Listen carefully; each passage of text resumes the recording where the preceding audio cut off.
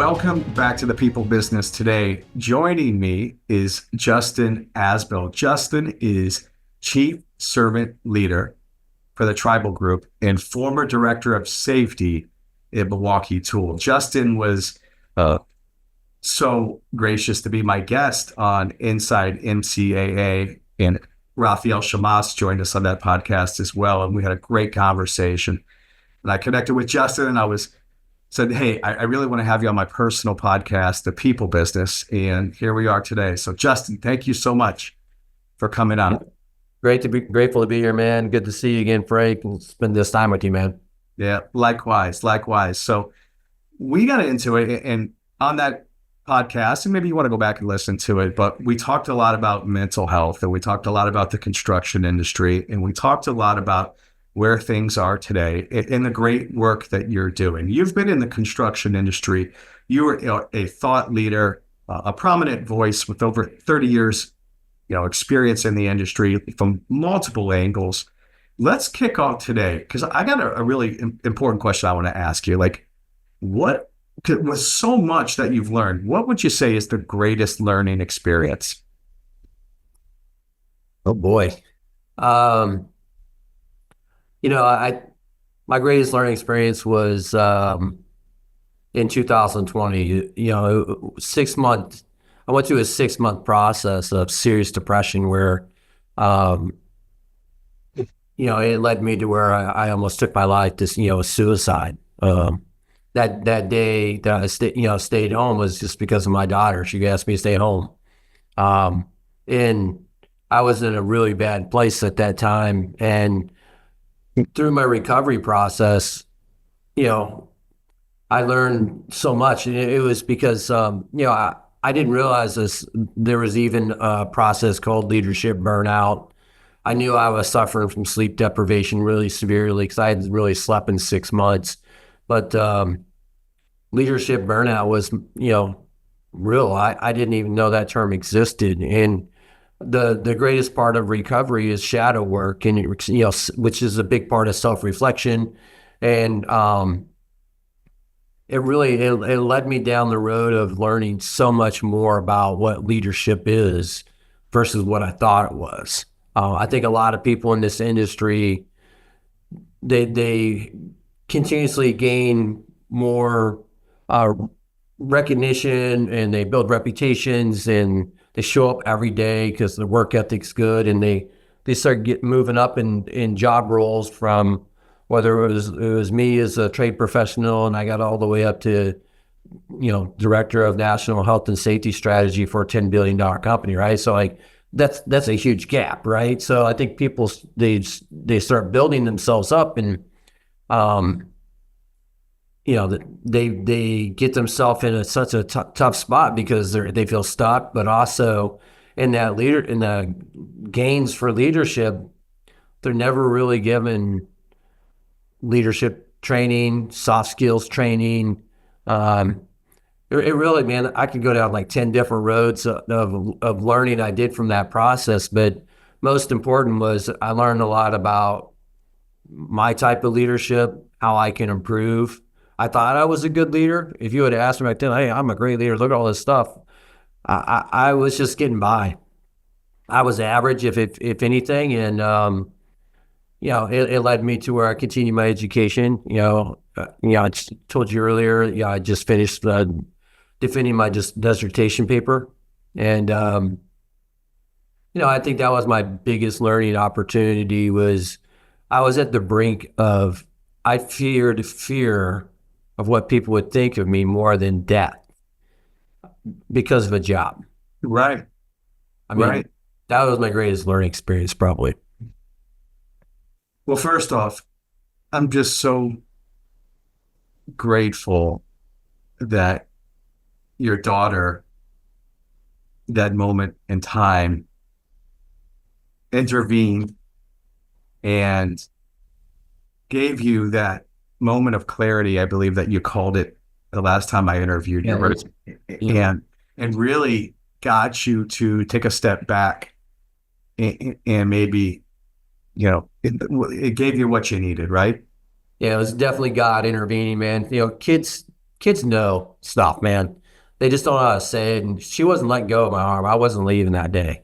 I mean, she was not letting me go. And yeah, so I'm grateful. She, the first word she ever said to me was "Papa," and that's what she said to me that day. It stole my heart, right? So, um, I'm grateful too because sometimes you can learn from your environment, just from where you're at, the place you're at, and that includes the people that's in it, whether it's your children or your wife. Sometimes you have to listen, right? Right. I use the term wait.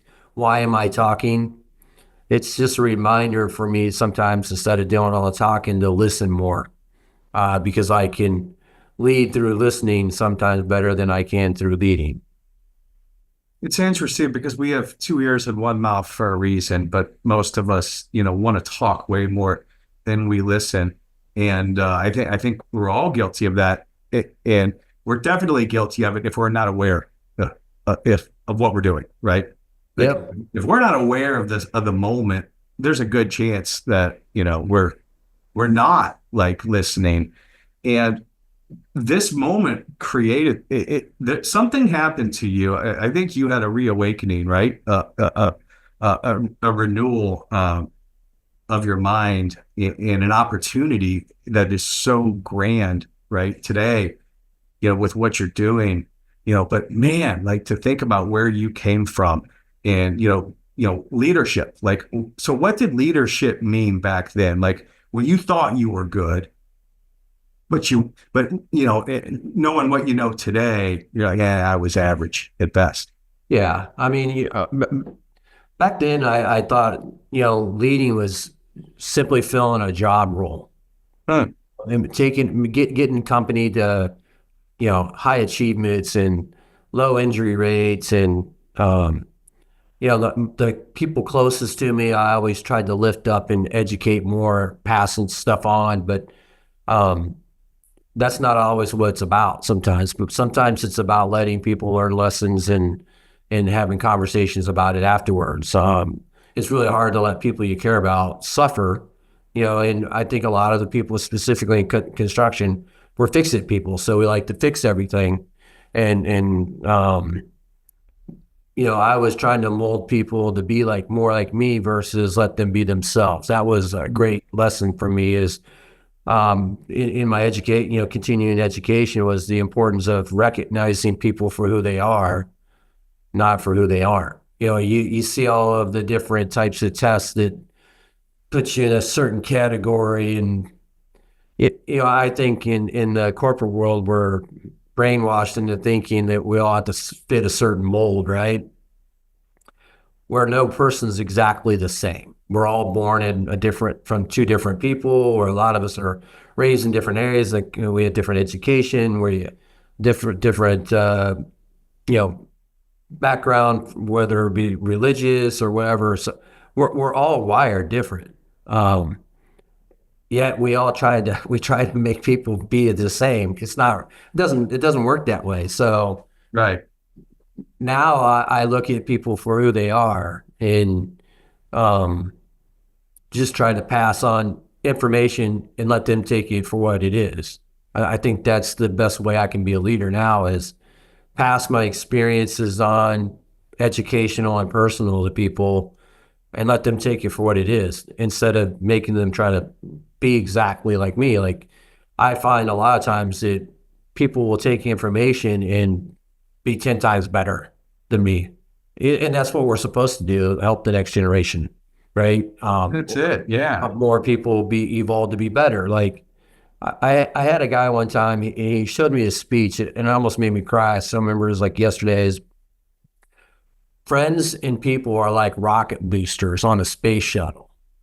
And he goes, sometimes when the space shuttle is taking off, those rocket boosters break off and they start heading off. He goes, that just means that they've given you all they can. And they're not willing to go as high as you're going to.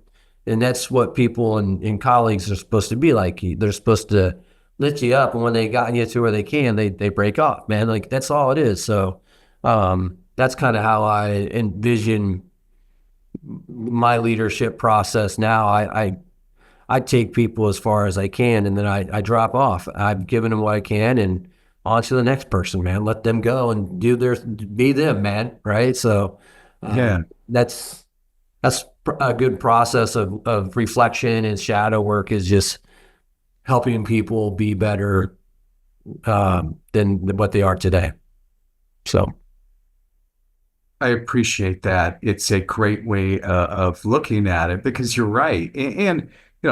We all are wired from the leaders that we've had in the past, right? And how they do things a lot of times wires, your leadership style because you only know, we experience what we experience and we take from and, learn from. And this is what I maybe want to do. Maybe this isn't what I want to do, right? But, one of the biggest things for me, and I know I learned it going through, Leadership Ohio here in the state of Ohio. We have a really strong leadership program and it's statewide. And I really took from that. It taught me instead of calling people out, it's about calling people in. And it's about it's saying what you said, but in a little bit different way, but the same idea. And, you have to detach yourself from being judgmental, right? And it's hard. judgment. Yeah, I don't know that specifically in the construction, it's judgmental. I think people rely on what's helped them get where they are today. You heard me, we talked about it earlier, kind of a little bit survival mode. Yeah. It's about comfort, what they're comfortable with. So they know what they've done and it's making them comfortable and gotten them where they are. So they try to get people to do the same thing because they're comfortable with it. Sure. I think a lot of people in this industry, or just in general as people, we live where we like to be comfortable.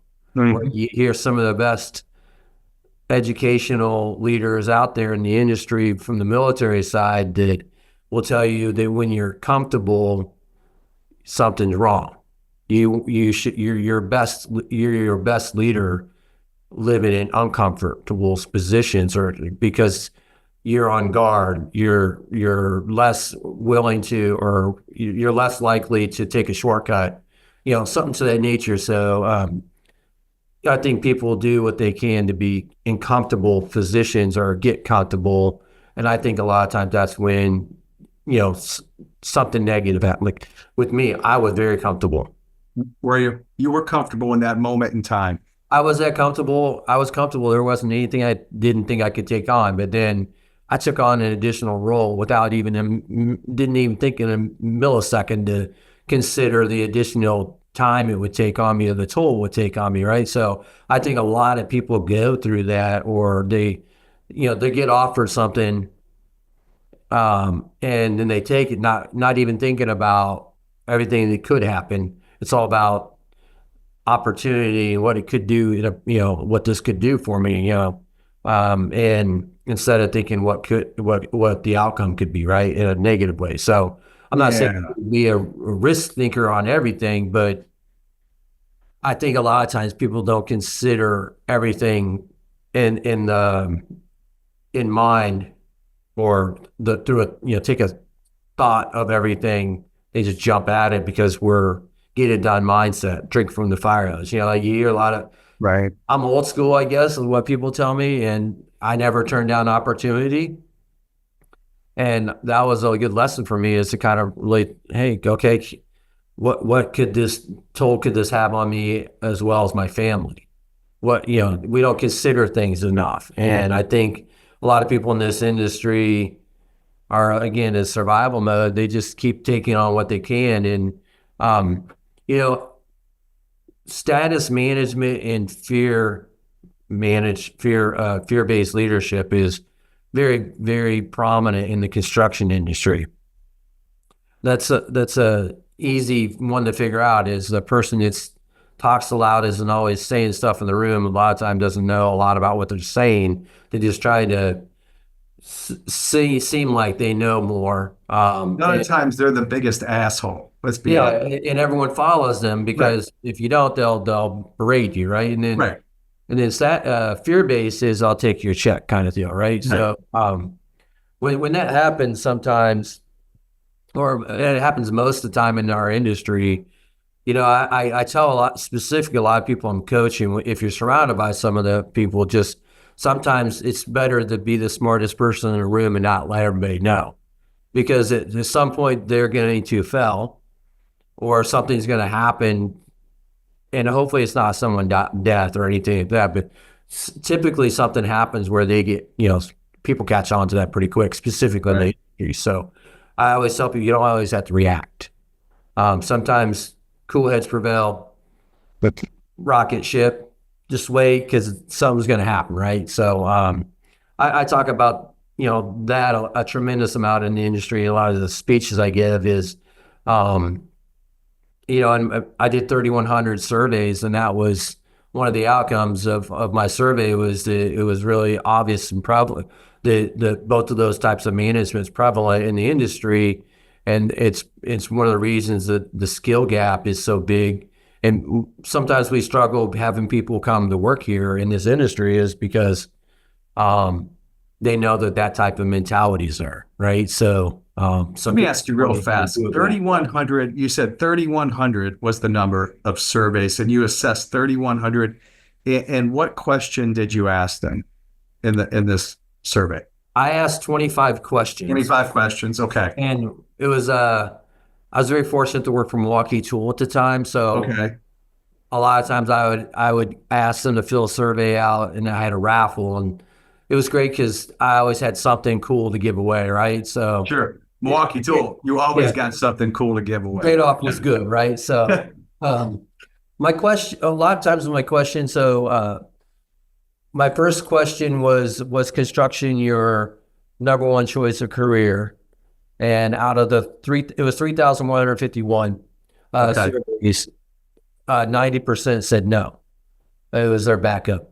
Their backup. 90% of 3,151 people said that construction, the industry they're in, was not their first choice.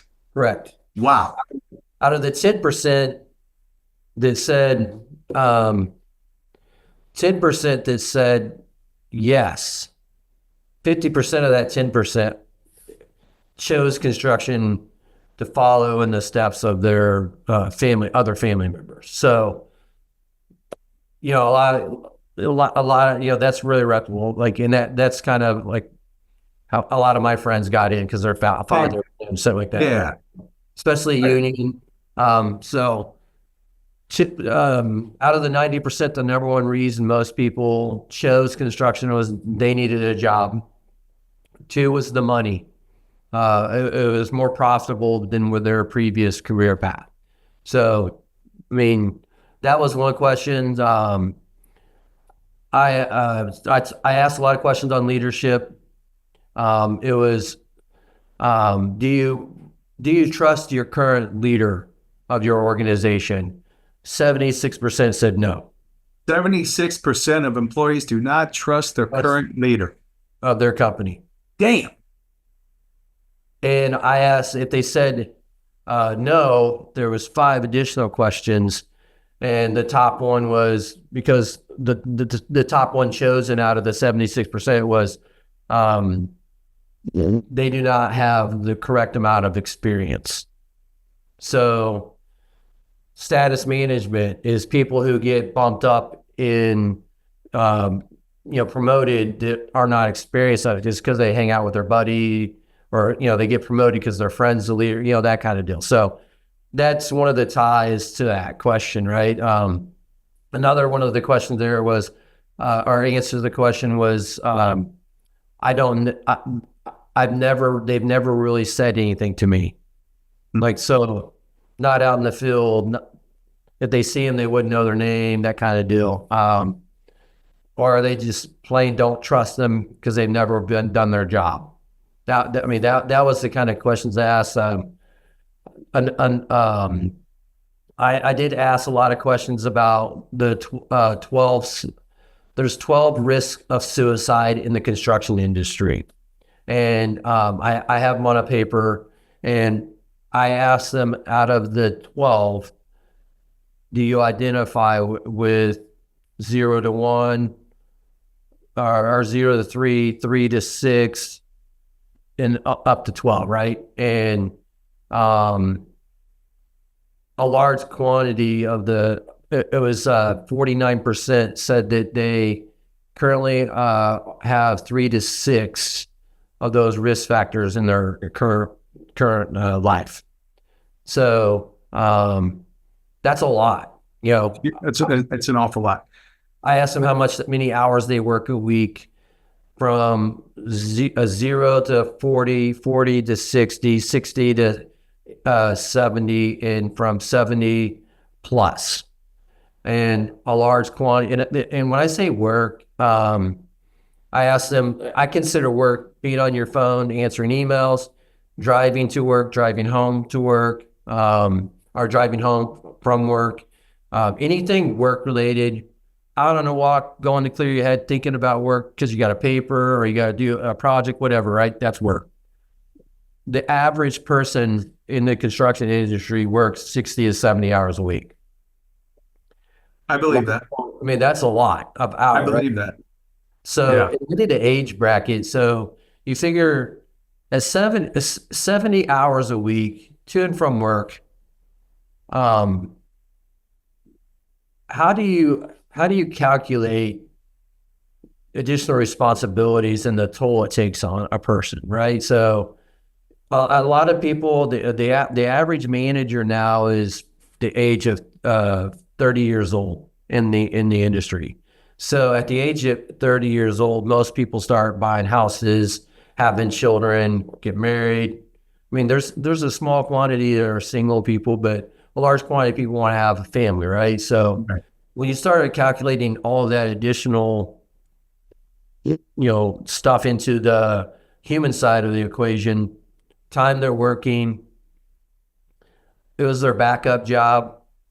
I mean, you look at this, we're in survival mode in the industry. I mean, I have all of this data from all of this, and I put in my paper. I'm still trying to figure out how to utilize it to educate people. I mean, I want to help you do that, by the way. I want to help you do that. Yeah, I mean, it's great information. It's funny is only 5% of it. Only 5% of the construction industry actually has leadership programs. Yes, 95% don't. Yes, don't. And there's a huge leadership gap because in 2008 there was a recession, and a lot of people left the industry. Those people would be top tier leaders now. So a lot of people left. And then 2020, obviously the COVID epidemic, we lost a lot of people, older people. So, I mean, we're struggling for leadership, and 88% of companies don't have people in current leadership roles that can actually lead a leadership program. So there's a fundamental gap there, right? And so I was actually, the first thing I did when I write my paper, Frank, was looking at the money. In a 4-year span of 20 to 24, the construction industry annually spends not annually, in that 4-year span, they've spent $24.8 billion in leadership training alone. But the other side that I looked at annually in vocational and trade schools, like apprenticeships, we spent $88 billion a year. So we spent a ton of money training people how to build stuff, which we're a capitalist organization or industry. We're all about making money, right? But we spend $24.8 billion in 4 years. So there's a huge financial difference, which I understand. That's how it's supposed to be. My thought process is, should we invest any money or more money into leadership training? And when I say leadership training, I'm talking about most organizations don't even have a process to set expectations for trade professionals or even foremen. So how do they know what's expected of them, right? So, I mean, that's a huge problem. I mean, I All right, it's an enormous problem. It's more than a problem. It's an epidemic. Yeah, I mean, It's an epidemic. If you don't have leadership skills training, it affects everything. basic communication. Every, I mean, that's what I look at. I mean, everyone asks me, why do you think the suicide rate's so high in construction? I was like, it's kind of a barbaric mentality type of industry. Like a lot of people are in survival mode and they're so short on time because everybody keeps taking more and more and more time away from a person. They'll do whatever it takes to check boxes off. They don't care what it takes to get it done kind of mindset.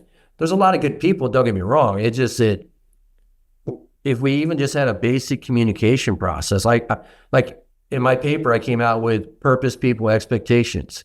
If you could have those three things just to kind of theorize a conversation or to plan out a daily plan, just so people are on the same path, right? Like it's simple. Two companies are operating on right now, and their efficiency is getting better, and they've had less argumentative conversations, which better culture, right? I mean, that's really what it's about. So that's the name of the game. And you're doing it, and I'm doing it, and we're doing it different ways, but we both are doing it, and we're both fighting, the fight because we see it and we understand it, and we understand how it could be when it's done a different way. There's a better world. There's a better way of life for everyone.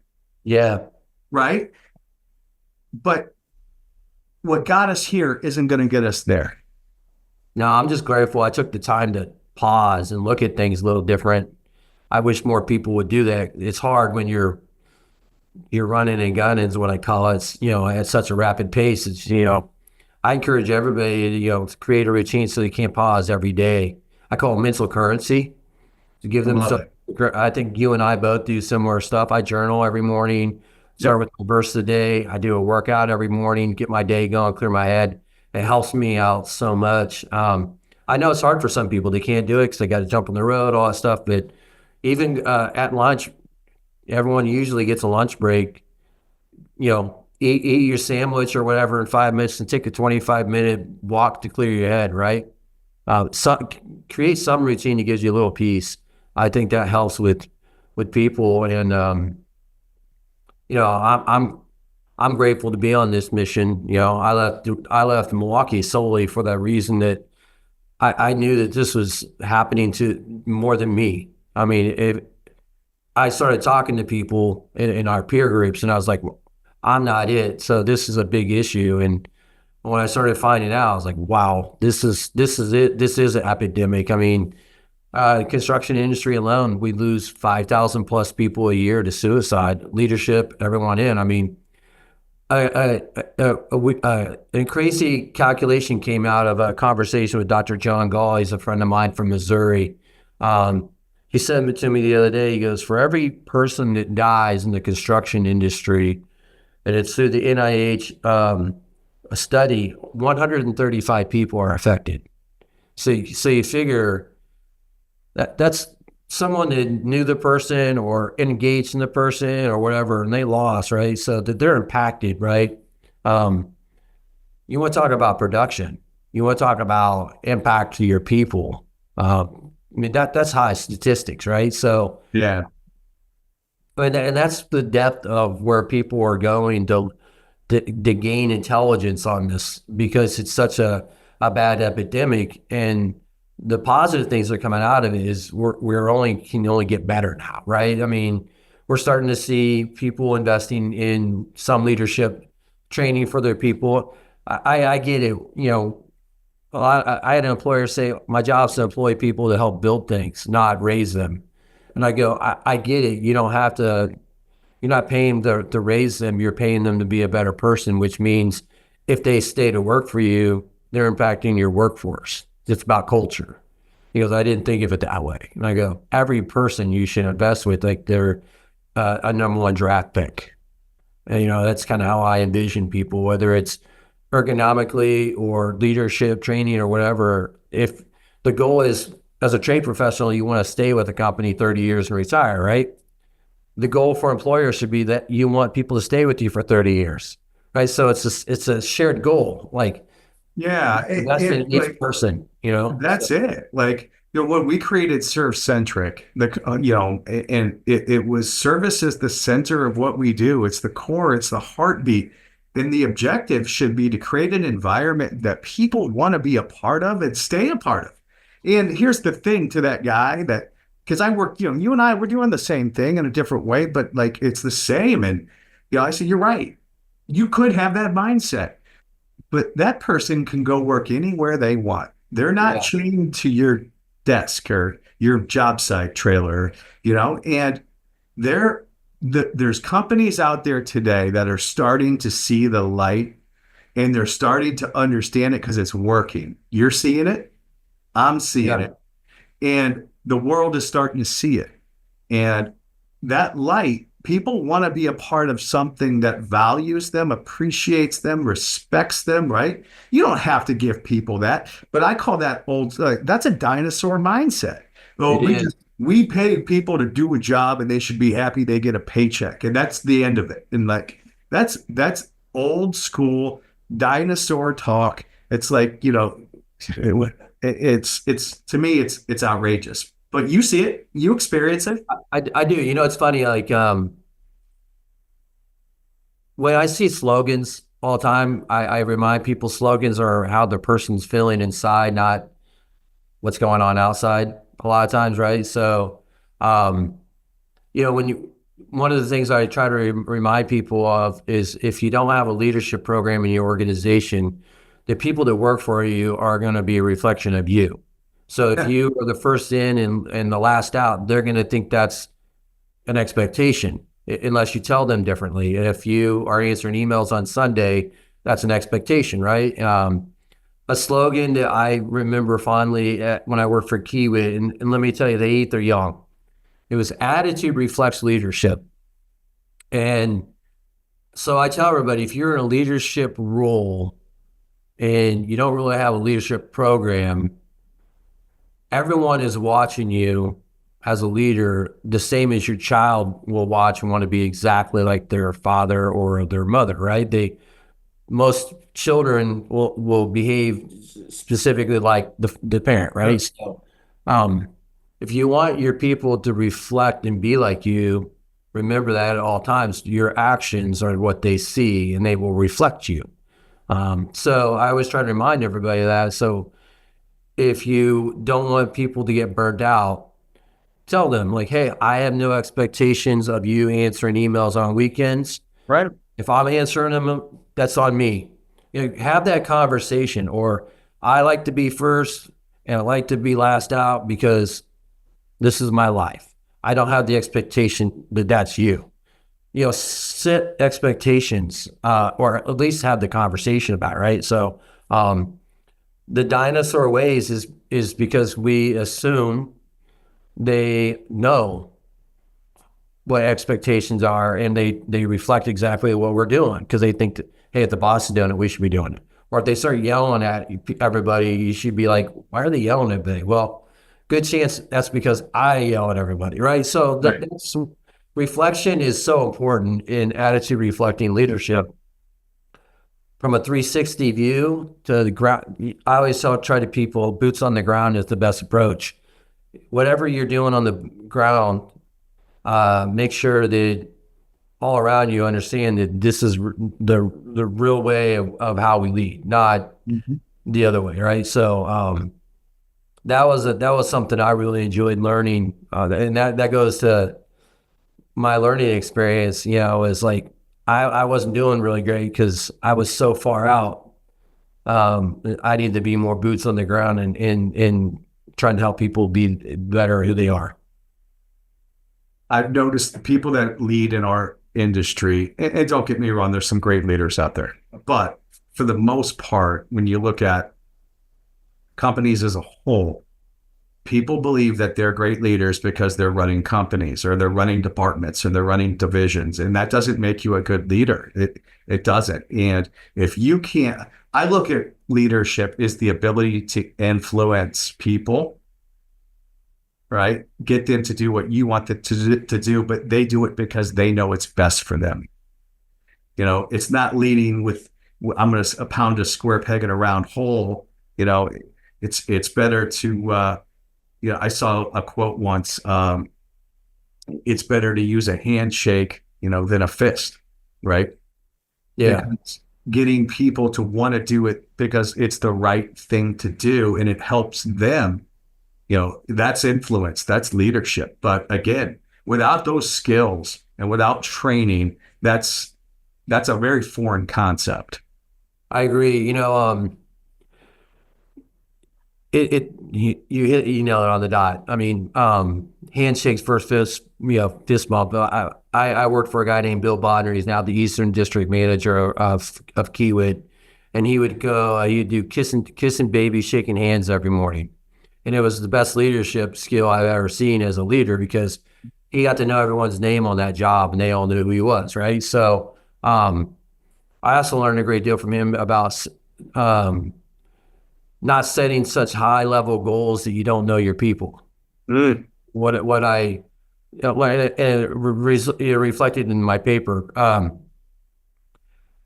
think a lot of people. I asked people about their goals in my survey, and it was, do you have annual goals? And a lot of them were like they have 5 goals, and most of them do, and then they all reflected on the red line, not anything self-care tactics or anything like that, right? So I always try to remind people that we're so busy setting goals for people to be exactly like us, right? Instead of setting smaller expectations throughout the year that where you can actually go have a conversation. How you doing on this? Like, show me where you're at. Like, so you have a better opportunity to lead them by giving them enough leeway to meet an expectation. And if they don't, then you can coach them. And if they exceed the expectation, you can tell that they're doing better than you thought, right? So what I'm getting at is, I think more often we should set small expectations where you have an opportunity to have more conversations with people one-on-one. Then you set high-level goals where you get to tell them at the end of the year whether they made it or not. So then if they haven't made it, then you're really telling them they're not meeting expectations. And, how good of a leader have you been all year if you didn't know till the end of the year, right? So a lot of the people who went to their annual review said their boss was late or rescheduled without telling them why. I mean, and we wonder why there's a problem, right? So I just try to get people to set smaller expectations so you have more opportunity to have conversations. Because if you do, then people feel like you're encouraging them and that they're going somewhere as a leader versus just the average touch in every once in a while just to get told you didn't meet expectations. So you wonder, one of the biggest statistics of my survey is 72% said they didn't expect to be with the company longer than 5 years. To work for. So high turnover rate in construction, right? And I'm sure it has nothing to do with the leadership they're working for, right?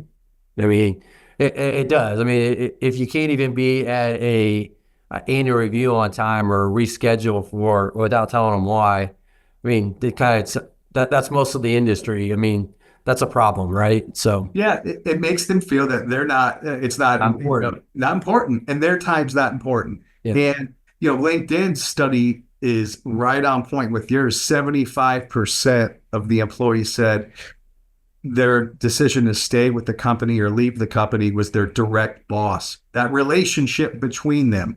Yes. Now, how is that? How strong? Do they, is there a vested interest in that person on a human level, right? That we're talking about here. And honestly, I've been in the industry and the answer is no.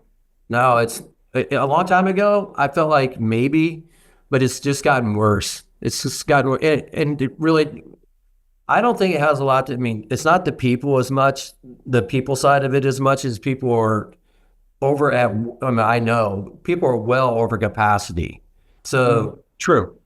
They take so much on and they have so much going on, and then something happens. It's hard to, and they have to prioritize things, right? So it's again, survival mode. I talk about it a lot in I talk about being over capacity with people. Everyone I go do my I go do a presentation called The Human Side of Leadership. I ask people that question is, how many hours do you work?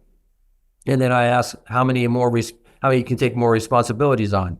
And like no one really ever raises their hand, really. So so it's proven. And then we talk about how operational intelligence is impacted by emotional intelligence. And a lot of it has to do with communication. So I ask them the top 5 responsibilities, list them, and then, okay, out of the top 5 responsibilities, list the destructive and the constructive things about that responsibility. And then I always ask them, I'll say, if this isn't a destructive, how do you get over the constructive side?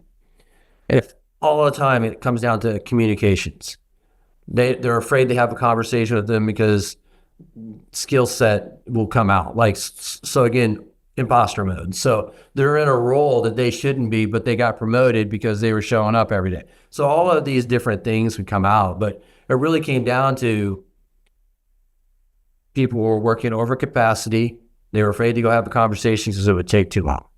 So that was why it was destructive. And that, the mental side of that takes its toll on you. When you have multiple people you're dealing with on a daily basis that you're afraid to have a conversation with, that's a crummy world to live in, man. You know what I mean? So Yeah, most people, the majority, do not want to have difficult conversations. They speculate. They give them all these ideas come up in their head about how it's going to go. And as you and I both know, 90% of the time, it can be a very simple conversation. It doesn't have to be difficult. We just think it could be, and we start to speculate, right? And we put it off. And what happens when it gets put off? it gets worse. It gets worse. I've been trying to I've been educating you and coaching people, and a friend of mine gave this to me, Chad Lingerfeld. Seek to understand. I always try to tell people, if you're having a difficult time handling something, have a conversation with the person. Hey, I'm trying to understand this better.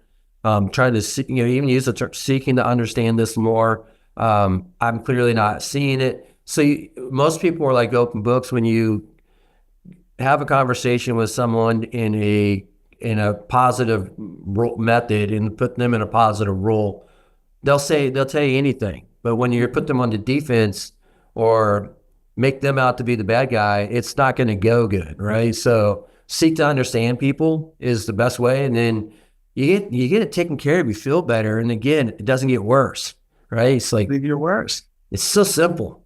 Yeah, it's simple, but not easy. Well, I tell people all the time, some of the simplest processes, we make the worst process solely because of pride. So Amen. Yeah. Right? Yeah. And a lot of leaders out there today that are in survival mode, they probably know deep down in their heart of hearts, they should be spending more time connecting, communicating with people. But it gets put on the back burner, right? Because of survival mode. Yeah, I mean, like when I was going through my 6 month process, the thought of having a conversation with my wife about how I was feeling, that or my best friend, it was like, I'm not doing that. It was because I didn't have the time, but also like all of the emotion that I would involve in all that, like it just wasn't I just wasn't doing it. I was like, I'm not doing that because I'm just not there. And I think a lot of people were in the industry, like they just don't want to have the conversation because time and also the mental capacity, they don't have it. They're checked out, so ready to go. So give me something simple. If you want to talk to me about it, text it to me. I'll let you know. That's kind of the mindset. Yeah. But they're putting their hands on the hot stove and leaving it there. Yeah. Because it's self-sabotaging other things, so many other things, and it manifests and it expands. But we could go on and on and on. But man. Well, Justin is fighting the fight. Justin is helping. Justin is upskilling. Justin is out there every day talking about the human side of leadership and survival mode and helping leaders and their people improve this process and this experience. And him and I, we're fighting the fight together. And, it's awesome, man. You pump me up. You juice me up. I'm excited. I'm ready to go run through a brick wall right now. And, Bubble wrap yourself first, buddy. but thank you for coming on, sharing your leadership philosophy with us today, and so many valuable pieces that you dropped. And any last words? Not if you, I have 3 peer groups. If you're interested in joining them, definitely check me out on LinkedIn, Justin Azbill.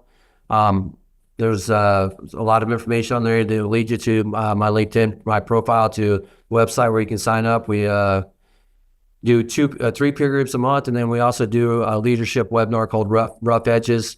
It's usually the first Thursday of every month, 1:00 Eastern time. It's free. Just try to help out with anybody we can, and just pass on information. That's what it's about. That's what it's about. Send me those links. We'll drop them in the notes. Sounds good. We'll do. All right. Justin, hey, thanks for coming on the business of people, the people business. That's what we're here to do, is help people, right? Yep. Thanks for having me, man. All right, brother. Till next time. I'll see you. See you, man.